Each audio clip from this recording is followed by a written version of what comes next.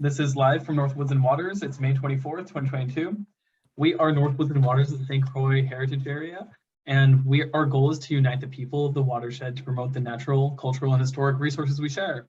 And that's part of the reason why we come together tonight, to share the cultural resources. And I'm excited to see everything that you have to say. So where are we? What is the St. Croix Watershed?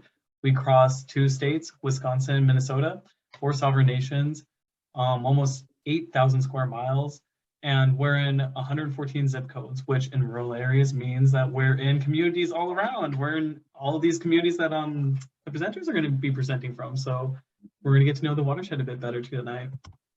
What are our goals? We want to create sustainable economic opportunities, which can help enhance communities' livability and the quality of life in the area, connect the region. It's a big watershed, so hearing from everybody from every little corner is incredibly valuable. And we're excited to connect over our shared resources, and also to increase awareness and understanding of our heritage, stories, and the resources that demonstrate those stories. And that's both for people outside the region to come and learn about us, but also for people who live here and have spent their whole lives to learn more. And what do we need from you? So to become a national heritage area, we need an act of Congress, and we can't do it by ourselves. No matter how much we scream, which we've definitely done a lot of, we need you to help us write your congressperson, talk to people, get the word out, and help us become a national heritage area so we can keep doing what we're doing, but better. And tonight, I'm just gonna hand it over to Thomas Winking, who is our fantastic moderator and who everybody probably already knows. He's really out there in the community. And yeah, do you want to take it away, Tom? There we go. Yes, thanks. And of course, also with the lovely Deborah King here too. And as we mentioned in the email, we are celebrating our 47th anniversary today. So we are still in a party mood here. It's been a totally non-focused day on NWW. You have to forgive us, but we are here and we're going to have some fun. So let's start up with Lynne. And Lynne, and if you'll be ready in just a moment, we'll start you out, and then we'll just move right through the list here. So Lynne Moratzka probably can tell us more than what we have here. Lynne is the Director Emeritus of Gamel Garden, the museum in Scandia. And Lynne, why don't you just take it away? You'll say it better than I do. So go ahead. Glad Midsummer Dog to each of you. It's my pleasure to share all about Midsummer, what I've learned over the years. Gamel Garden is a museum devoted to telling the Swedish immigrant story, preserving the culture and heritage through programs and exhibits, etc. And it fits perfectly with North Woods and Waters, who wants to preserve the historic, cultural, and natural resources of the watershed. And all 3 of those come together in Midsummer for the Swedes. It celebrates the summer solstice, the day with the most sunshine or sunlight in the whole year. And for a Nordic country who suffers through winter when they have the shortest amount of sunshine, this is a big deal. It goes back to Celtic times. And then when they became Christian, they put a layer of Christianity over the cultic celebrations so that they had 2 high points in the year, December for Christmas and June for Midsummer. So you get 2 big blowout celebrations a year. For the farmers, Midsummer is terrific. It comes after the first cutting of hay, so they can take a break and thoroughly enjoy the day also. When you celebrate Midsummer, you often go to the home community that your family comes from. You won't find many places open in the large cities at all. Everybody has left the stage and gone home to celebrate in the natural setting. One of the first things you have to do is cut birch branches, post them over your doorpost to indicate you are welcome to guests and you are celebrating Midsummer. The women go out, and a lot of the men too, I might add, and make a wreath to wear on their head with birch branches and whatever wildflowers they can find. Unmarried girls will try to find 7 different kinds of wildflowers to incorporate in their crown, and then put it under their pillow at the end of the day and supposedly dream about the person they will marry. I don't have any experience in that one. The other part of midsummer is to erect the midsummer pole. This is a small one, but every community, farmyard, etc. has one. The crossbars are decorated with, again, the birch leaves and perhaps flowers, Swedish flags, whatever. It's a very patriotic day. You will find flags all over. The next thing you do is dust off your folk dress. This is the national costume for girls. Notice she's got flowers on her hair. It's blue and yellow based on the Swedish flag. This is for the people whose heritage is what we call mixed. You've got relatives from 4 or 5 different counties, and you don't know which one to honor with an outfit, so you choose the national folk dress. If your heritage comes from primarily one area or another, you might invest in the folk dress of that province.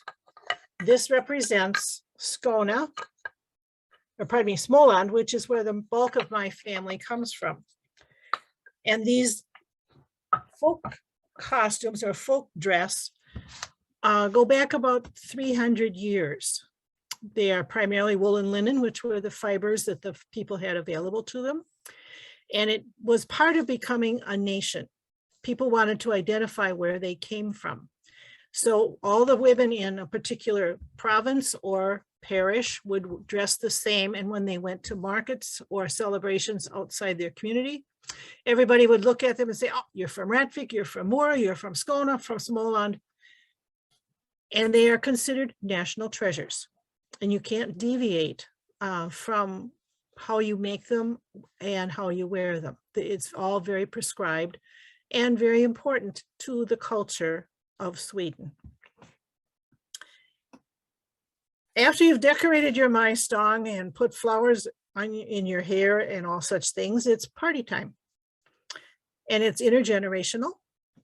And one of the most famous and silliest parts of midsummer is singing the Little Green Frog Song and Dance, Smallgrudorna in Swedish.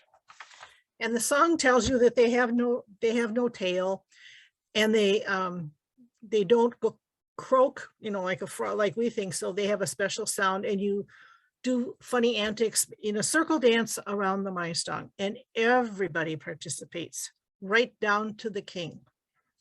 But it's, again, one of those permissional opportunities for the Swedes to cut loose and be a little bit less formal. And done intergenerationally, it becomes a tradition within the family. You also, of course, have food. And it's midsummer.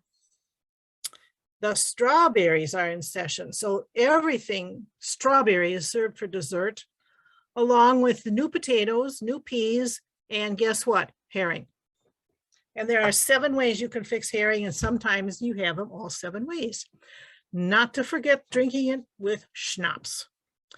And that introduces another part of midsummer. And anytime you drink schnapps, you sing Helan Går, which is an old Viking song. And it's all about hell and guts is how it translates.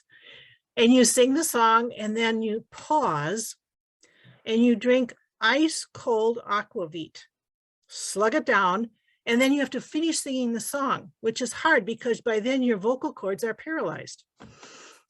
But again, it's all a lot of fun, and it's done maybe twice a year, Christmas and midsummer. There's a lot of famous paintings. Anders Zorn has a beautiful painting about midsummer.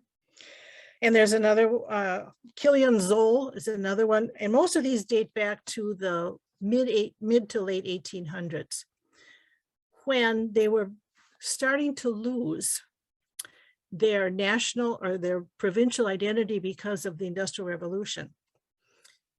And these artists wanted to save the visualness of all of these beautiful folk traditions. So they did a lot of paintings. And you can see them in museums. And if you Google midsummer paintings, you'll find all sorts of them. And the party goes on until the sun goes down. So it might be 2 o'clock in the morning or so before you end your midsummer celebration. But again, it celebrates the history, the culture, and the natural resources of Sweden and gives them permission to cut loose twice a year, and they do. I hope you will enjoy it. It's usually around the third Saturday in August, or pardon me, in June. It used to always be celebrated on a particular day, but the government changed it to a weekend for obvious reasons. So hang up your flag, get your aquavit and your strawberries, find some flowers for your hair, and have a great time on Midsummer. We will celebrate at Gammelgården June 25th, all day long. Come and join us. Thanks so much. Awesome. Tell us how we get to Gammelgården. Well, if you find Scandia on the map, we are along the St. Croix River, 3 miles inland from the St. Croix River. We are north of Marina on the St. Croix, 5 miles. We are south of Taylor's Falls, 15 miles, and south of Lindstrom on Highway 8, about 12 miles. Yeah. All right. Well, thank you, Lynn. Anyone have questions or comments for Lynn? Just jump right in. That's fine. We've got 2 minutes left. We'll use all your time here if we can. Anyone have comments or questions for Lynn? I have a question. The dresses, are they called bunads or something else?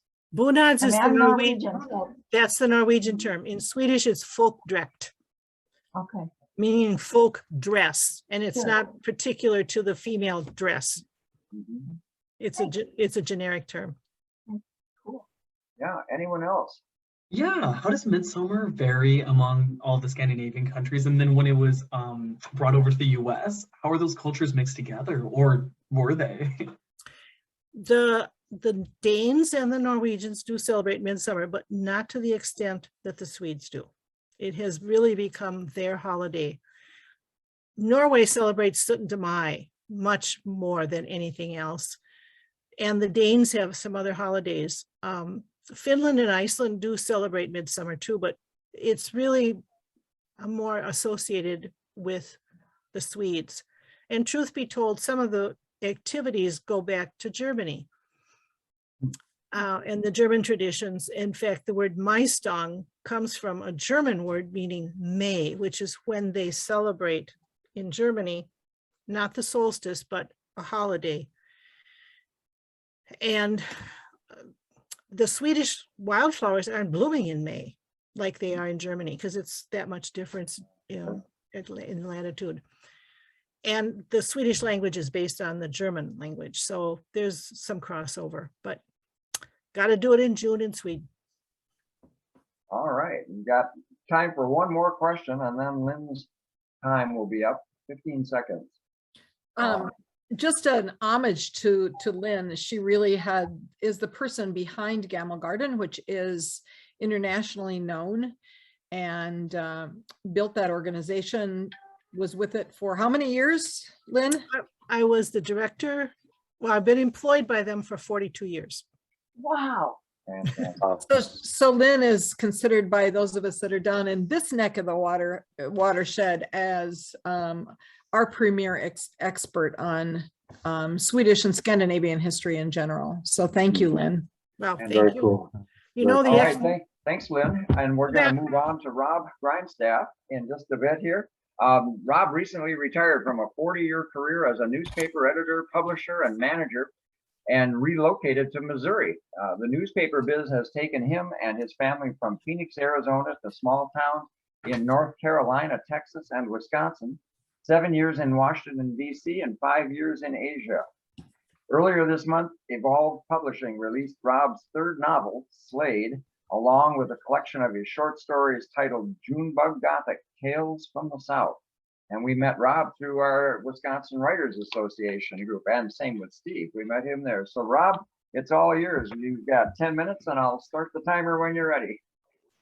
All right. Well, first of all, thanks for inviting a Southern boy to the Northwoods meeting. So I did spend a few years in Wisconsin, but moved to kind of the middle ground here in Missouri. We're glad you can join us. This I'm going to read, I think it's about 7 or 8 minutes worth, depending on how fast I read, from a short story called Junebug, which is included in that collection. Mama claimed to be part Choctaw, but she weren't. Who knows why? Maybe because of where we lived. Daddy was a petty thief who got in a lot of fistfights at the bar and spent more time in lockup than he did being a daddy. Then one of his 30 days ended and he moved to Arizona for work. Some guy he'd met in county knew a guy who knew a guy with a construction company who was hiring. Daddy figured the only way he'd get straight was to get away from Mama and her drinking and get out of Oklahoma, where every sheriff's deputy in Choctaw County knew him by first name and could ID him at 30 yards in the dark. Daddy didn't take much with him. He didn't have much to take. He hitched a ride with his former cellmate and left Mama the car, even though she'd lost her license, which didn't really stop her from driving none. He threw some clothes in a black plastic leaf bag along with a carton of Lucky Filters. Looked like a reverse Santa Claus slinging that bag over his shoulder and taking stuff away. He slipped Mama a wad of cash bills. I saw at least a couple of them were hundreds. Might have been wrapped around a stack of ones or even Monopoly money for all I knew, but I remember it. I'd never seen a $100 bill before or since. He left everything else to Mama, which weren't much to be true, but it included me and Jimmy. Jimmy was 8, I was 5. Can't say I blame him for not taking us along, but I'd had hopes. I was disappointed when he kissed me on the forehead and said, "See you later, Junebug," but can't say I was surprised. The shack was falling down around our ears. Some Goodwill furniture, but me and my brother still slept on sleeping bags on the wood floor. Some pots and pans. Mama loved to cook, and she could make a good meal out of not much, as long as she was sober enough not to burn it. You'd think with a mama and an older brother, I'd have been well taken care of, but it seems most of the time I was taking care of them. If Mama passed out on the couch, me and Jimmy slept in her bed, so that was always a special treat as long as she'd fed us first. Not as many spiders crawled across my face as when we slept on the floor. Old man Boswell lived in the next house, about a quarter mile down the road. He had this electric wheelchair he rode around in all the time. We'd see him up and down our road, or we'd see him at Save and More getting groceries. He always waved to me. His hair was white, and he almost but never quite had a beard. Mama called him an old coot and wished he'd stay off the roads. Said he was perfectly capable of walking, just preferred riding because he was lazy. Then she said if she got a scooter like that, maybe she could claim more disability. I didn't think he was an old coot. He smiled when he waved, missing a few front teeth, lips and chin stained with tobacco juice. Sometimes he'd sneak a piece of candy to me if we passed in the store, but he never said nothing to nobody. Just wave and smile and slip me a Necco wafer or an atomic fireball. By the time I was 6, I was cooking more meals than Mama was. Jimmy just played outside, riding a bike down the dirt road to his friend's house, fishing in the creek behind our house, although I never recollect him catching anything. Not sure he used any bait. By the time I was in 2nd grade, I realized Jimmy was none too bright. He always seemed to be fishing with no bait. He weren't stupid or slow, just no common sense and no sense of responsibility. Of course, he never had no one to teach him that stuff, but then again, neither did I. When I was 8, the lady from Child Protective Services came and picked me and Jimmy up at the county jail in Hugo. Mama had us in the car going somewhere. I don't even recall where now, if I ever knew, when they took her in. Me and Jimmy was sleeping in the back seat, and Mama hit a deer wound up in the ditch. She'd gotten her license back, then lost it again. 3rd time's a charm in Oklahoma, and she was going away longer than Daddy ever did for his offenses. He was still off in Arizona, doing well enough to send Mama some money every month, but not well enough to ever come visit. I helped the CPS lady find one of the envelopes he'd sent Mama so she could get an address for him. Said if he couldn't come get us, we'd have to go into foster care. While she searched the stack of mail on the kitchen counter and looked in the nightstand and on top of the fridge, I dug through the kitchen trash. I found it first. 4 days later, 3 nights in an actual bed at a group home, in an actual house with 3 adults and 7 children and carpet and everything. A blue Ford truck pulled up in front. I didn't recognize the man, but Jimmy knew it was Daddy right away. The picture of him in my head didn't match up to this guy ringing the doorbell. Ma'am wouldn't let him inside until the CPS lady showed up, and she was running late. But Jimmy didn't pay no mind to that. He shoved open the front door and nearly knocked this almost daddy man to the ground in a bear hug. Jimmy was bawling his eyes out. I stood in the door and tried to sort his face out. Hey, Junebug, he said, you remember me? The face didn't seem right, but I knew the voice. It was him. Ma'am held the door shut to keep me in or Daddy out, but she didn't have nothing to worry about. I was just watching Jimmy blubber like an infant. Not sure why Jimmy was all ate up with this fella. Get your things together, he said to me and Jimmy both, prying Jimmy off him and giving him a little shove towards the door. When CPS lady gets here with the paperwork, y'all are coming with me to Arizona. He smiled real big, like that was supposed to make me happy. Maybe he called her CPS lady or by her given name or something else. That's just all I remember. That was going on 3 years ago. Ma'am let Jimmy back in, keeping Daddy on the porch in the sun, and we went to our bedrooms to gather our stuff. For me, that amounted to a white plastic bag from Saving More that held my hairbrush, toothbrush, one change of clothes, one mismatched pair of pajamas, and Chicky, my stuffed duck. He didn't actually have any stuffing left, just an empty duck-shaped sock. Gonna take us a couple of days to get to your new home, Daddy said, cranking down the window of the blue pickup to let the blue cigarette smoke blow outside rather than in my face. Long drive. I drove straight through for 18 hours to get here, but I can't do that again. We'll head south first. I have to get out of Oklahoma, and we'll find a motel on the other side of the red. I sat in the middle between Daddy and Jimmy, right in front of the ashtray, but Daddy didn't use it, just flicked the ashes out the window. When he finished, he handed me the stub to put out for him. Where's Arizona? Jimmy asked. It's out west. What's it like there? Jimmy was curious. I weren't. It's real hot, but I've got a swimming pool. You're going to love it. Jimmy was real excited about the swimming pool. But you can only go in the pool if I'm with you. I know how to swim, Jimmy said. It's the rules. Some kid who knew how to swim drowned there last summer, slipped and hit his head and fell in. Nobody was around. They found him the next morning. I vowed silently to never go in the pool, ever. I didn't care how hot it was. How much hotter than our place could it be anyways? Your sister don't talk much, does she? Daddy looked at me with a grin. Can't shut her up sometimes. Ain't we going to get Mama? That may be the first time I spoke since Daddy picked us up. I don't recall for sure. She does speak. 2 minutes, Robert. Okay. She does speak. And no, I'm afraid not. Mama can't come with us. You won't be seeing her for a good while, maybe ever, just as well. That felt like it should bother me, but it didn't, other than I wasn't sure if Daddy knew how to cook or all that was going to fall on me now. I'd be in cooking while Daddy and Jimmy were swimming in the pool, laughing and trying not to drown. And I'll stop there. All right, well, thank you very much. Questions, comments, anything for Robb? Reactions? I always keep thinking I need to write down lines I really enjoy, Robb, but this is just one after another. I really hope you're doing an audiobook and that you get to read it. And congratulations on your new collection. This is great. Your stories are really on the ground when I hear you read your stories. Can you put your information into the chat for us so that we can find your books and everything you're up to? Oh, sure. Yeah, others, any comments or questions for Robb? Does anybody need a translator? The level of detail and the level of detail and the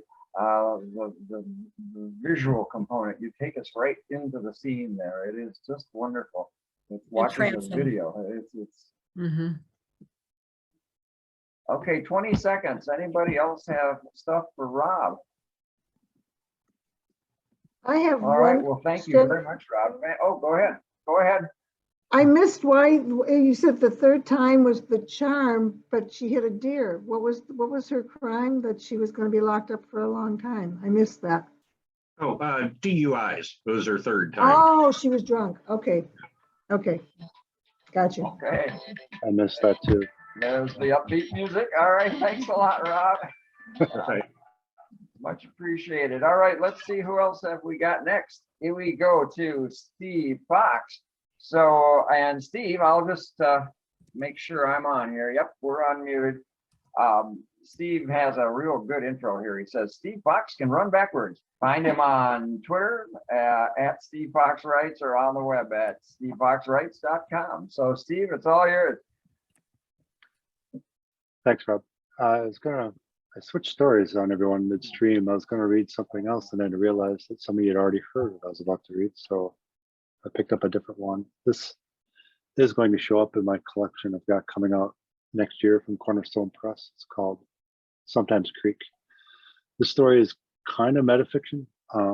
It's actually the start of a response of an email to my niece who asked me how I come up with ideas for stories. And I started writing this. The story is called Unresolved. I don't think I'll go 10 minutes, but I'll listen for the 8-minute alert now that I'm a minute in. Unresolved.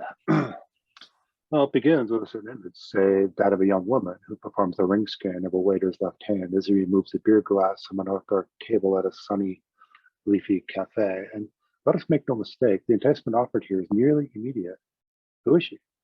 What does she look like? Why is she there? Is she waiting for someone? If so, who? Is she reading something? If so, what? iPhone or Android?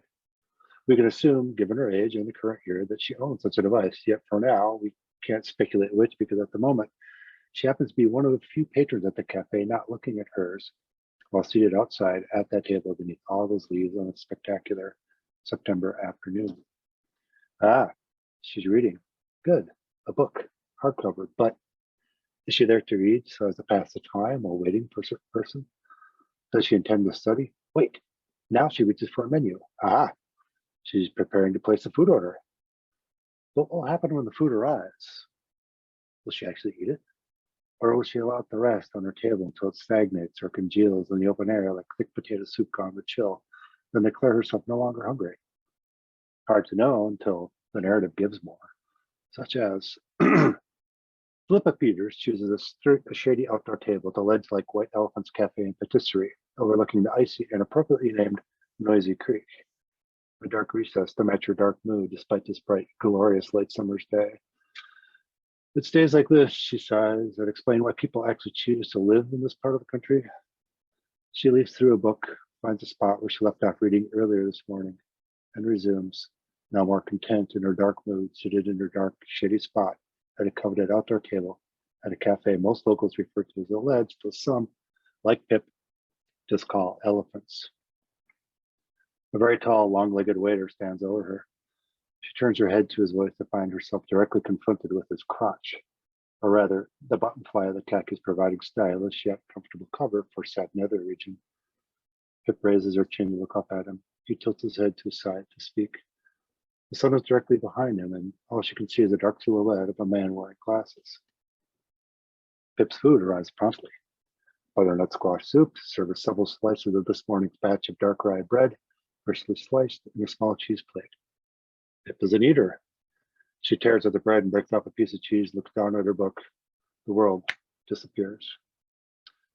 Pip has requested a glass of local beer, which has not arrived, a black beer. The soft bread catches in her throat. She looks up. Her tall waiter is nowhere in sight. She looks back at her book and the world disappears again. Beneath the canopy of oaks, elms, and willows, just over the steep limestone ledge beyond Pip, a crouching fisherman has performed magic, the real thing, and pulled a gleaming trout from the frigid underworld of a quiet pool in the dark stream 40 feet below. Noisy Creek, so clear and cold it will crack your teeth. Moments later, the trout flips and red, wet, golden flashes upon broad emerald-lichened stones beneath the man's outstretched hands. 2 tables away, a young man and woman sit opposite one another. The two are silent, their drinks unmoved and untouched. Their arms extend across the small outdoor table toward each other, holding smartphones. They gaze at their phones, which once, twice, then again a third time nearly touch. The two do not speak. Their eyes do not meet. Pip is grumpy, needs to eat. She discovered a typo in the book she's reading. At least she feels it's a typo or a very cruel ruse played by the author. It began a parenthetical statement on page 17 with a left parenthesis. And now, 237 pages later, you have to close it with a matching right. thereby rendering virtually the entire book a mere aside to whatever it is that the author will eventually get back to. And she reads the full 237 pages in corresponding state of intake of breath, as one does in anticipation of whatever it is being added to the writing, whatever's been written and remains yet to be completed. It's a sort of intake of breath that accompanies the anticipation at the very beginning of a ring scan of a person of interest. And now, as she flips the page, the brunt of the book continues to remain in a state of unresolved discomfort and discord, and still ringless. Seems to match her life of near misses and lackluster achievement back in her small dead-end town. The life up to this point wadded up and trapped by its incompleteness, perhaps, with an open-ended parenthetical statement. Years after high school, Pip read in a psychology journal that high school is for finding one's sense of self. This comes in handy once one reaches college, which, according to the article, is generally regarded as a time the individual finds a sense of vocation. This was news to Pip, currently occupying that nebulous space between semesters off from college while still living in a college town. College, her father had told her, really only teaches one how to learn. About all Pip learned while going to college is that she didn't care much for going to college. Mostly her issue had to do with lighting. Too bright or never light enough and always of poor quality. Classrooms, study areas, dining rooms, libraries, restrooms, gymnasiums, all too industrial, all too metallic, all of it. This issue with poor or excessive mechanical lighting affected her sleep and thus stifled her ability to wake up in the morning. It called into question the need to arise at 6:45 a.m. for agonizing theory of gravity labs. Why? She'd asked, just to prove for the 99th consecutive time that a bag filled with sand, nudged from a table's edge, will fall to, or, for her professor, collide with the floor. Day after day, Pip documented and charted the phenomenon of sandbag and floor collisions with precise detail. Pip earned a grade of 99% for this particular lab exercise, an exercise that Pip now tells friends functioned as a covert test for the existence of personality, as if her physics lab had been hijacked by a psychology prof conducting research. The 100th bag she threw out the window. Object number 100 failed to succumb to irresistible force, she noted, with considerable satisfaction, for once. The object failed, but Pip did not. She succeeded in earning a very expensive F, which is why today she chose the shade space, in which to track down that missing red parentheses, the nasty little toad of an author you have to get around to plunk it down, which you now suspect to be yet another clandestine test. She glances around the patio, filtered sunlight all around, lots of natural light here, and a healthy amount of natural darkness too. She wonders about her friend, Elspeth. She wanted to hang out with her today, just to be near her smell, but Elspeth had to work. Again, Elspeth runs her mother's bakery in Nosy Creek and is always working. Middle of the night, early morning, late morning, early evening, always. She works like they do in the dead-end town Pip came from. Elspeth probably made the bread Pip's been eating. She's probably right now doling out loaves and rolls and pictures and goofy grins in stride to any and all who enter. Pip chews. I think Elspeth is beautiful. And this one, on her tongue, feels like an Elspeth bread. The waiter's crotch returns, bearing Pip's black beer. She nods, making a conscious effort not to do so directly at the nearby point where his legs join. Takes a deep drink. 2 minutes. Black beer is 2 minutes. okay. The black beer is cold. Perfect day for this warm mid-September afternoon with musky autumn essence woven crisply into the fabric of the air. The cool, damp breath rising from the creek below soon will form creeping mist tendrils, an inching mist that glides across the patio to slow sprawl, encircling the tables and chairs and enveloping diners, one and all. This excites Pip. He scrunches up her bare shoulders as a chill trickles up her spine. And I'll leave it there. All right, thank you. Excellent. Yes, comments. Go ahead, anyone. A lot there. It was really fun to listen to. And this is for your niece, you said? Pardon me? You said this was for your niece? So that she can think about things? The beginning kind of was what actually, I guess the writing prompt for the story was an email reply to my niece, and she said she wanted to start writing stories, and how do I start them? And I said, well, sometimes it starts with an image. For example, someone at a cafe. A lot of my stories involve interaction with people like bars and restaurants. Got to write what you know, right? So. I thought it captured really well what I guess a lot of us writers do is out in public, we stare at people and make up stories about them, and we go home and write about them.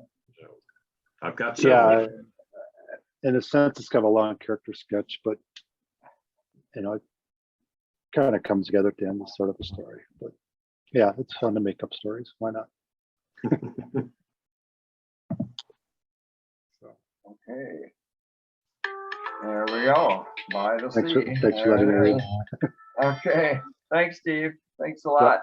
We're going to go to Kathleen Waldvogel now. And Kathy, you probably should take a couple minutes to introduce yourself, but just so we give a little platform for you. We met Kathleen a couple of years ago through Wisconsin Writers Association and Lake Superior Writers, and also St. Croix Writers, where she has been a frequent reader and contributor and award winner, and she's done a heck of a lot of cool publishing. So fill us in, Kathleen. You have quite an interesting tale.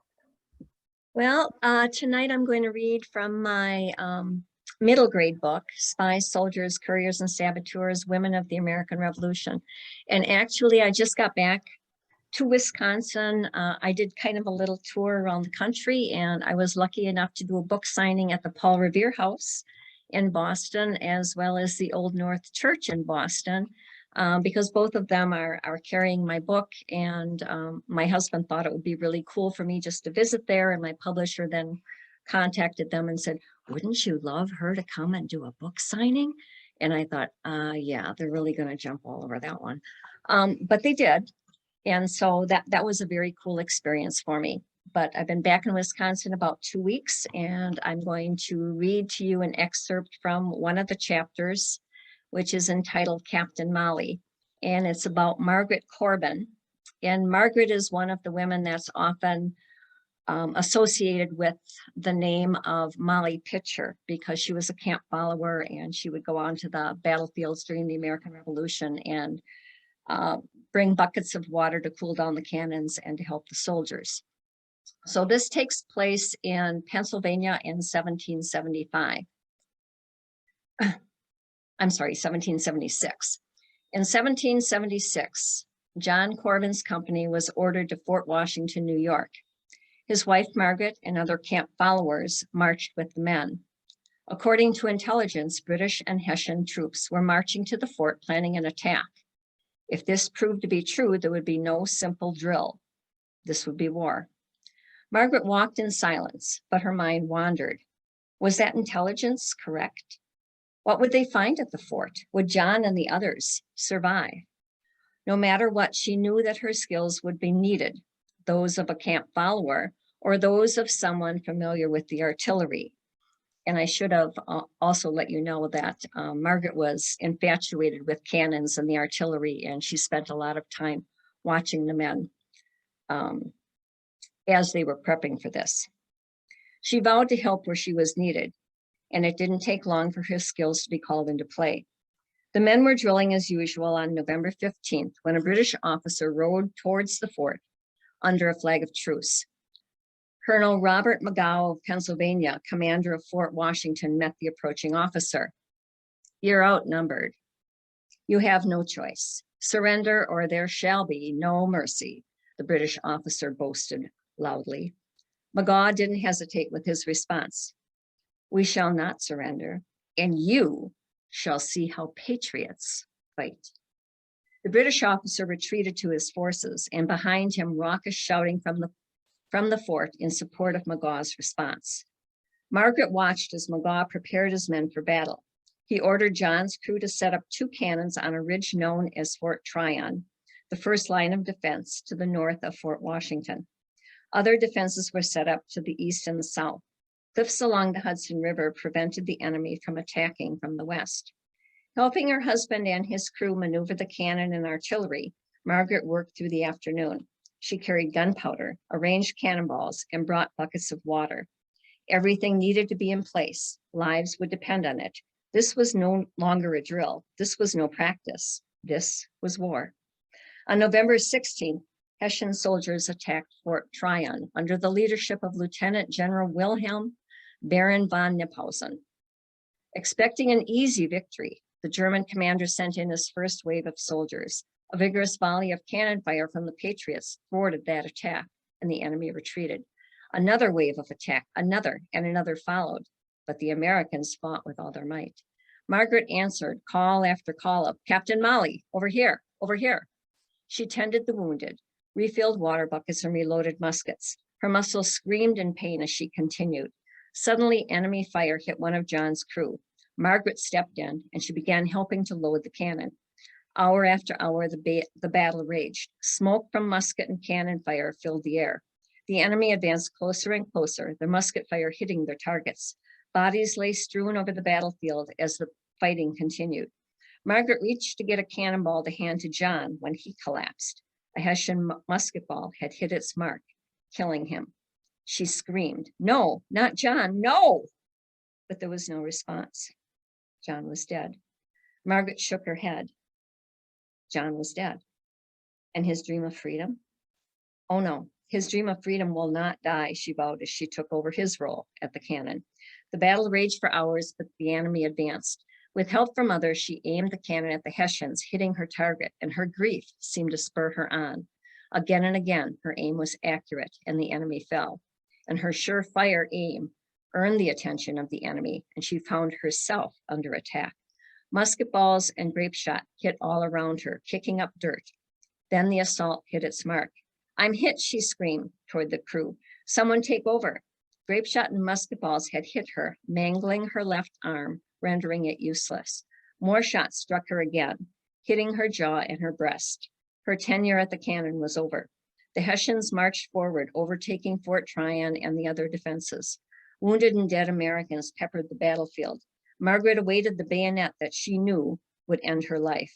The British officer's warning of "there shall be no mercy" repeated through her head as she saw the enemy approach.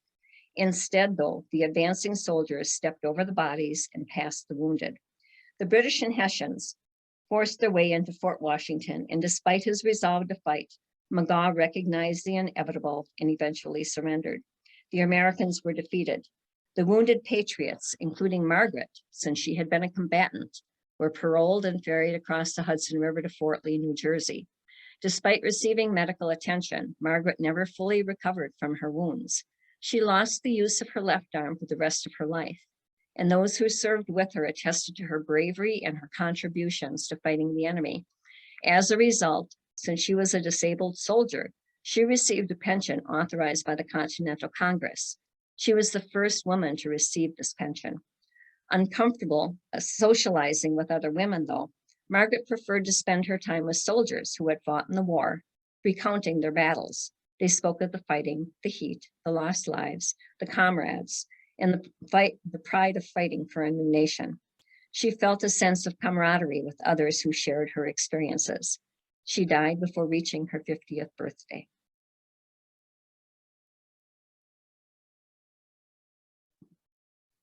Wow. Wow. Wow. Yes, comments, folks. Thank you very much.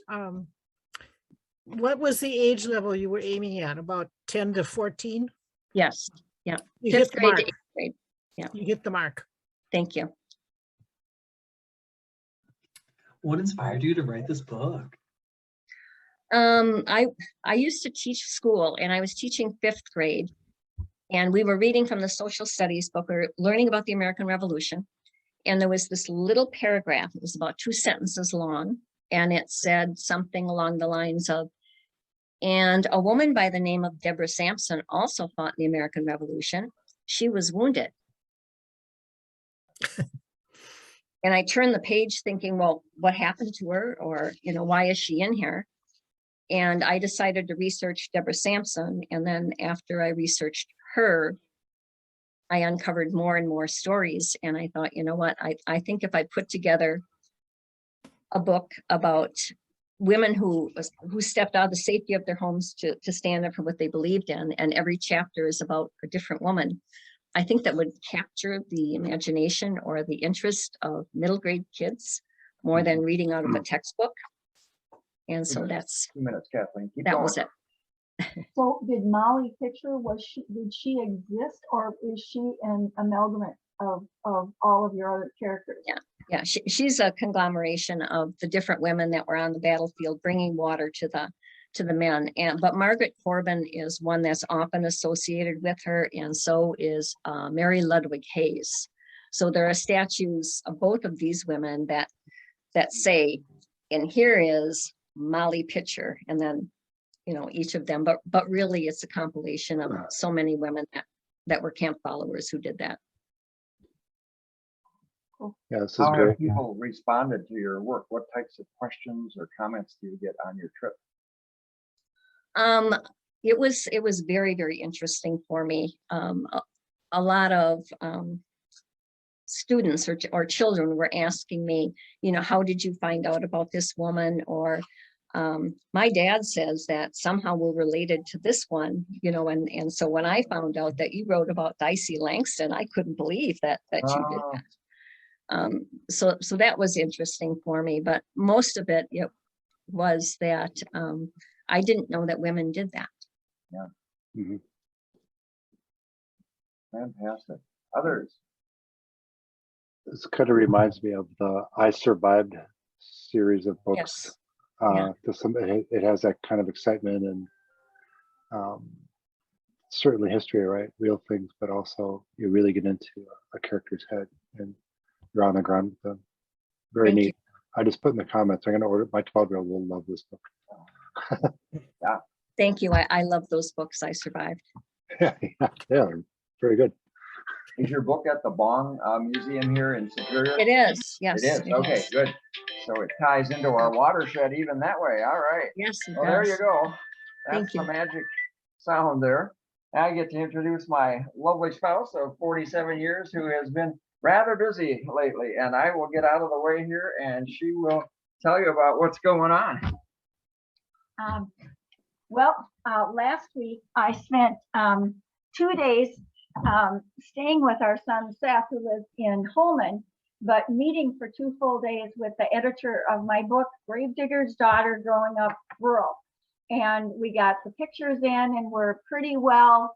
I'm really close to be on the last run. I've gone through 11 edits, 8 years of work, and we printed it. It's single page right here so I can go through it. But it's feeling good. I'm feeling like it kind of looks like a book now. And those of you that have had books come out, I know you know the feeling, but this is all new to me. And I've always loved to support Tom in all the books that he has coming out. And this has sort of been a dream that I never thought would happen to me. And then the Wisconsin Writers Association Press chose my book to print. So I'm pretty excited about it. Tonight I'm going to read about the gravedigger, my dad himself. I've had a lot of folks say that this is a really interesting part of my book, so that's why I'm bringing it out. I'm going to apologize to my friends who have already heard part of this and are St. Croix writers. But my daddy had to take over the farm when he was 22 years old because my grandpa died. And he became head of household for his mother and his older sister.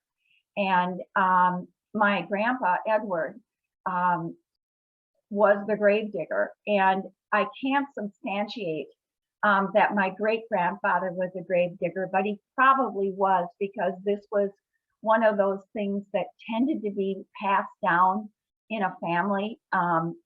It was a Norwegian immigrant community. Everyone kind of brought something to the table. It was a very socialistic type of community where everyone just pitched in. So being the gravedigger was just one of the tasks that needed to be done. So I hope that you enjoy this. It really gets into the nuts and bolts of grave digging. Graves in our community held a vault and a casket. Cremation may have been available in other parts of the country, but not in our rural community. My twin sister Sue and I helped Dad with the many small and large details of caring for the graveyard.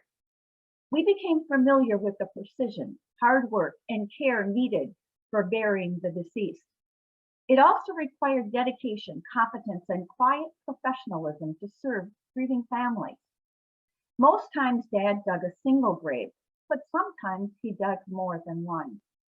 For centuries, a standard grave had to be 2.5 feet wide by 8 feet long, until the addition of concrete vaults used as protective housings for burial caskets. Family members believed that a secure vault kept the grave from being robbed, vandalized, or invaded by scavengers, animal or human, and it assured that the casket would not easily float up out of the ground during high water levels in flood-prone areas. Families wanted to protect the remains of their dearly departed. To accommodate the solid 3,000-pound vault, the standard grave excavation increased to 4 feet wide by 8 feet long. Dad used the new dimensions for the graves he dug and made exceptions for grave sizes for infants, youth, or very large adults as needed on an individual basis. Dad confirmed the location of the correct plot and gravesite on the cemetery map. Finding the plot, he placed the rectangular wooden form he had built on the plot location where the person would be buried.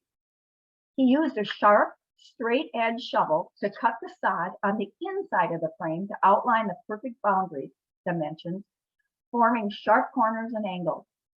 2 additional lengthwise cuts made 3 ribbons of sod.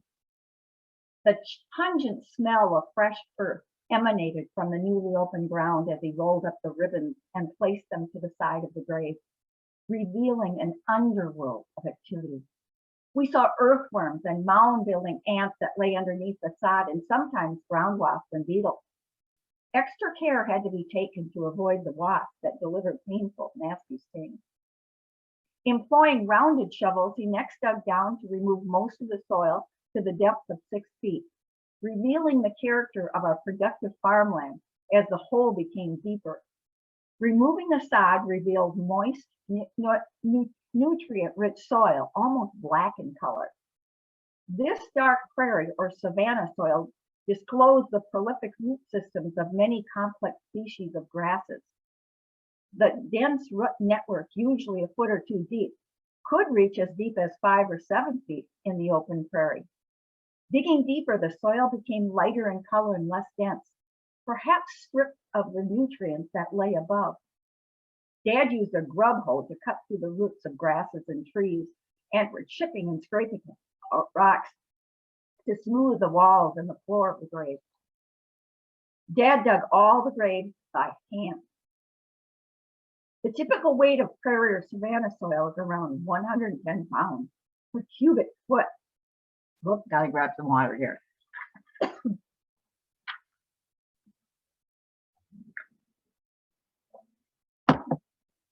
A typical grave removed 192 cubic feet, equaling 11 tons of dry soil. Each shovelful increased when rain or groundwater saturated the rich soil. Dad did this back-breaking work during day or night, regardless of weather conditions. In full sun, rain, or snow, he labored to get his work done on time for the funeral family. I was honored when I could help in this arduous process, a shared father-daughter labor of love for our rural neighbors and family. Dad often dug the graves during his workday. At around age 12, I asked Dad if I could help. I started digging after the removal of the sod. Once I reached the depth of 2.5 to 3 feet, Dad would say, "That's deep enough, I'll take it from here." After that depth, it became harder and harder to pitch shovelfuls of dirt up and out. It became more difficult and dangerous with each foot of depth. The possibility of sidewall collapse increased with the widening hole in the ground. As Dad finished digging each grave, I worked nearby, trimming, weeding, and mowing on the cemetery grounds. Dad would hit 6 feet, his arms and shoulders aching and his energy spent. The grave complete, Dad placed a tarp over the pile of dirt and the large void to prevent disruptions by wind and rain, and to keep people from falling into the deep, newly formed hole. Wintertime brought many new challenges to Dad's job as grave digger. The prone cemetery had no facilities to hold a body until spring thaw, So anyone who died during the wintertime had to be buried. Dad first had to remove snow from the family's designated plot. He rented an air hammer to begin digging the grave. With ground frozen, solid, he worked his way through the intertwining grasses and any roots from nearby trees. The frozen ground complicated his removal of the detritus in the dense, icy soil. Snow, wind, and cold aggravated his efforts, but Dad completed each grave with precision and persistence. 2 minutes, Debbie. While Dad covered each grave during the wintertime, frozen ground does not compact with ease. So he did his best to fill these winter graves, then add more fill in the spring after the soil thawed. He filled any holes, leveled out the grave sides, and sprinkled grass seeds onto the broken earth to plant new coverings of green in the disrupted soil. As summer arrived, the spring green of the new grass deepened into darker hues. By the next year, these new patches appeared seamless across the cemetery lawn. And I'll end there. I must admit too, is that not only did Dad remove 11 tons, he also had to put back the soil. So when you think in terms of every grave being 22 tons, and sometimes there were car accidents where he was having to dig graves for a family. I have to say my dad was a miracle worker. Got comments or questions? Anyone have So- comments or questions for Debbie? So is this book available now, or is it It going will to be in September, Steve. Cool. Go ahead. I can't wait to share this recording with my husband, whose grandfather was a grave digger, dug graves into his 90s. Oh, And Gary still loves to dig. So I think there is something genetic that happens. I think so. Yeah. Fascinating. I never story. feared death. I never feared cemeteries. I think they're just fabulous. So, you know, when you grow up with it and stuff, and you learn to appreciate life, Mhm. and death is just part of living. Mhm. While Debbie's at the mic, would it be okay with you, Debbie, if you gave an update on the state conference for WWA, and then I'll slip in a Yes. bit here. Here's a mark your calendars. On September 30th and October 1st, Wisconsin Writers Association is going to be at Barker's Island in Superior. First time it's ever coming up north. We're very, very excited. Kathleen and Susan and I are all on the planning committee. So we're all here. We have the St. Croix Writers are on the planning committee, as are members of Lake Superior Writers. We have 17 speakers that are going to be presenting. About a third of them are Indigenous. We are celebrating the Northland. We are celebrating our Indigenous brothers and sisters, and we're celebrating nature and environment. So we hope you can join us. All of the information we have gotten to our web person, and hopefully by sometime next week, we will have the information about the fall conference up on it's wiwrit.org, Wisconsin Writes. Yeah, we're right. Yeah, we write. WRIT. That's right. That's how we say it. We write. Yeah. So .org. right now we're looking, members will get in for 115, non-members 145. Now remember, it's $35 to join, so you know. A little bit of thinking going on there. And what does that include? And that includes a banquet on Friday night and 2 speakers Friday night, and Saturday all day from 8 to 5, and speakers all day. And it includes lunch, it includes banquet, it includes your breaks, and all of the fabulous presentations. We have the Duluth Poet Laureate, we have a Newbery Award winner, we have Tom Peacock as our keynoter, and for those of you that know Tom, you'll know how excellent he is. He's written in many, many genres, and he's Indigenous. He's retired from UMD. We have publishers, we've got panels. Kathleen, do you want to say quick about the panel? Oh, Kathy. Yeah, we have two different panels. One of them is going to be publishers, illustrators, and how they all work together to create the final product. The other one is going to be on different genres. There's going to be a screenwriter, children's book author, historical fiction, nonfiction, and poetry. That's the other one that's listed on there as well. So I'm excited about that. We've got a nice lineup of panelists. So any questions? I mean, you can check out the website, you'll be fine. Yeah. Thank Debbie, you for giving the time. let me just add for people like Rob in Missouri who might not be able to come, we're going to have Zoom options. So you can participate from distance. That's good to know. Yeah. All right, Debbie, would you So- chime me on this one? Yep. So it's Tom's turn and he has some new books out and I will get out of the way so he can read. All right. Well, yeah, Debbie is gonna time me. So let's see. All right. Well, I've been a little busy. I've primarily been an academic writer and a science writer and a science interpreter, a science communicator all of my life, and I do continue that. But the pandemic, despite all of the problems we've had with the pandemic, it has allowed me to get a whole bunch of stuff done that I've been thinking about or working on for years. So quickly, and that's 4 years, not just four, but 20 some.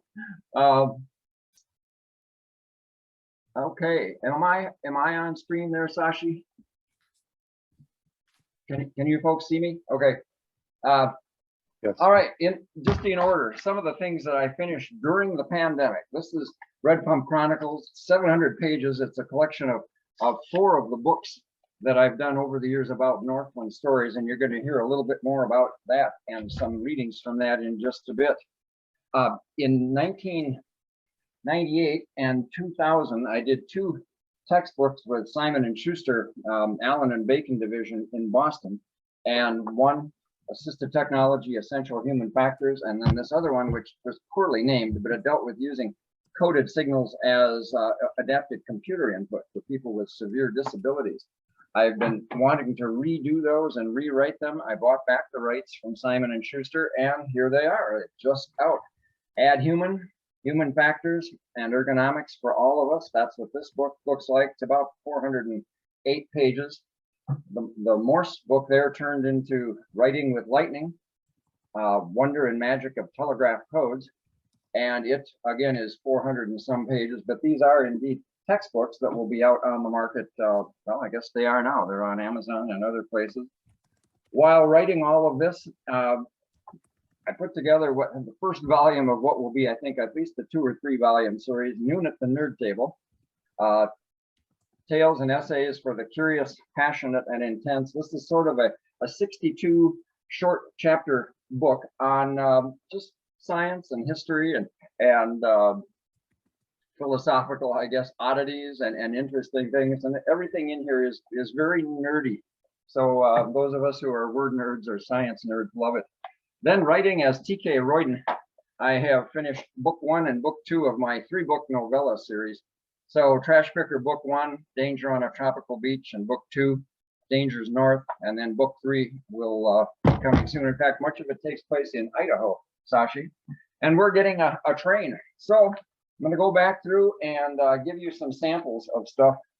As I write all of this complex stuff, I seem to hear music or poetry. So because we live in a very ticky area, I have a number of years ago wrote the tick-tock rap for our friends in Thunder Bay, where ticks are just arriving and they really don't know how to handle it, especially with little kids. And of course, that's true here too. So the tick-tock rap. When you're out in the bush and find yourself stuck in the grass and the sticks or in the wet muck, keep your sleeves rolled down and all buttoned up with your pants and your socks. Yeah, do the tick-tock, tick-tock, tick-tock.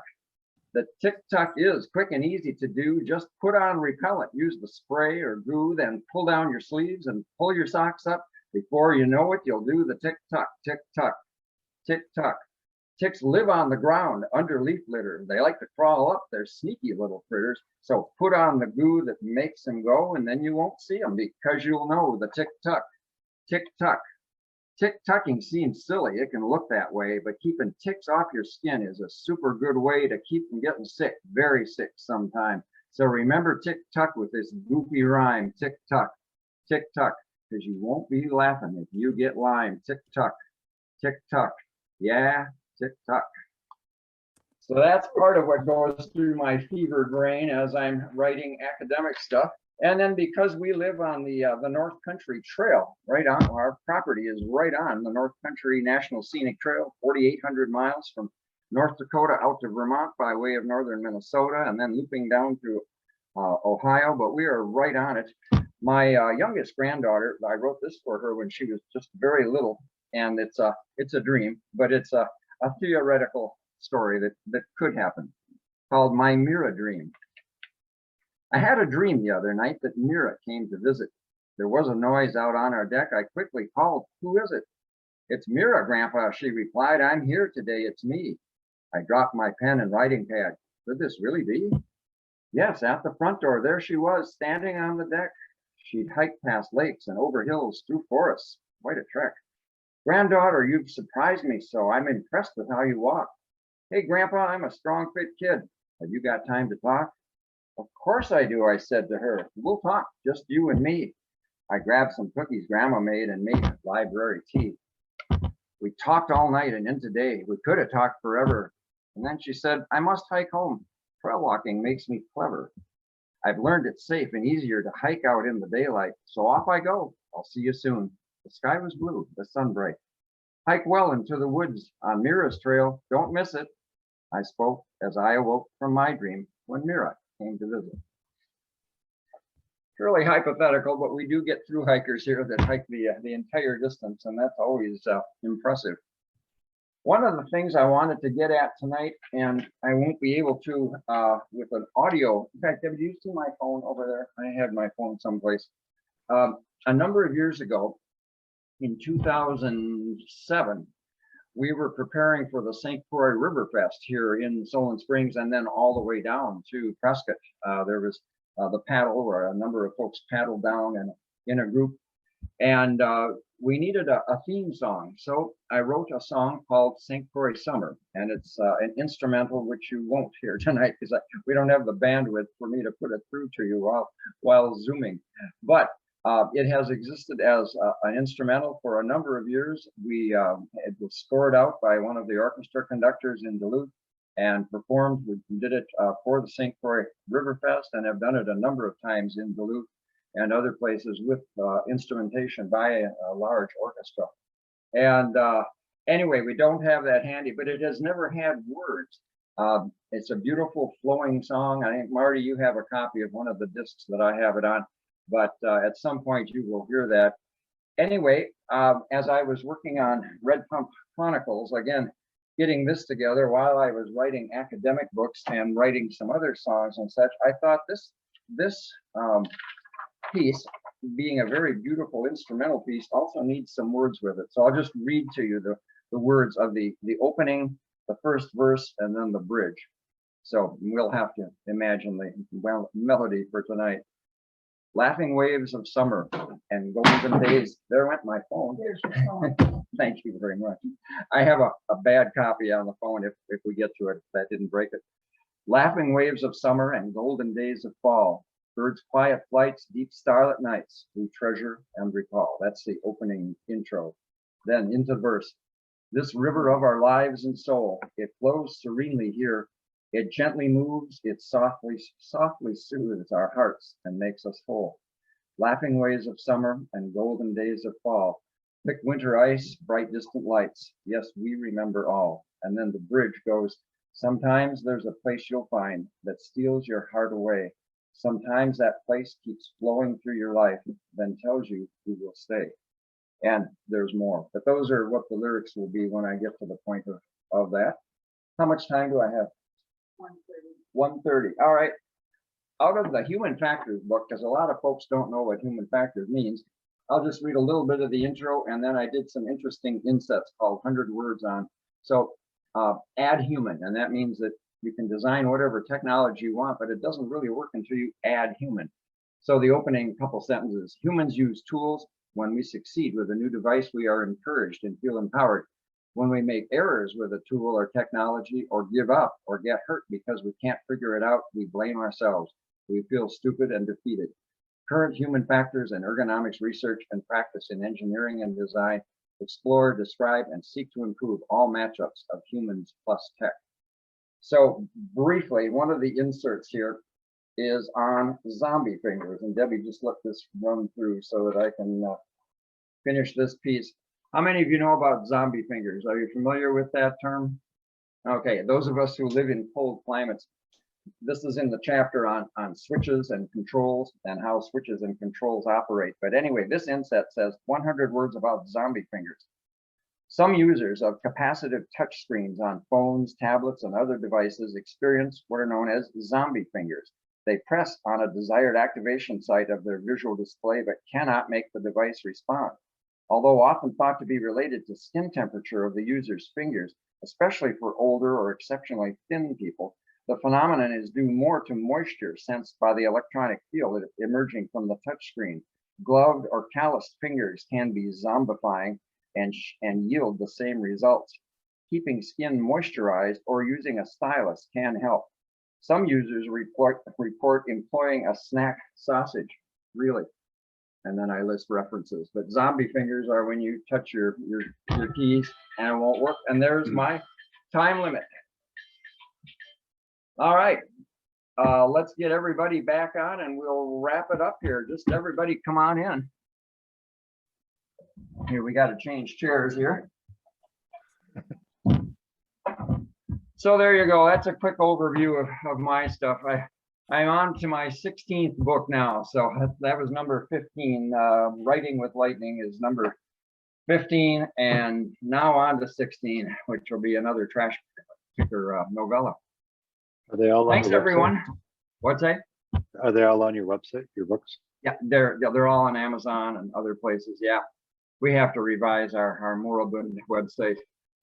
We are going to have a major redo when Debbie gets her book done here.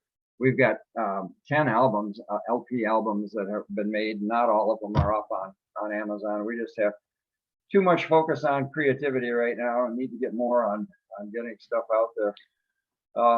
Yeah, thanks for asking. We will get those up. Thanks, everyone. It was a good time. When will we do this again, Marty or Lynn or anyone? Well, we're going to have another show. Actually, I'm just going to pop up a few last words. Yep. If everyone's all right hanging on for another second. So our next show is going to be next month, June 28th.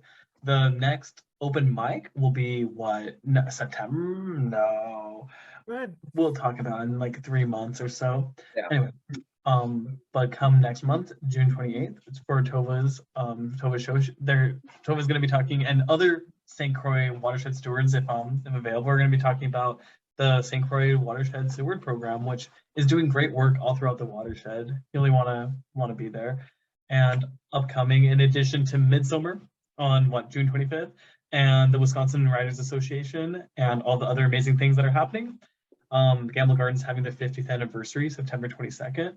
And before that, in Lindstrom, they're going to have Carl Oscar Days, and it's going to be the 60th anniversary. So congrats to that.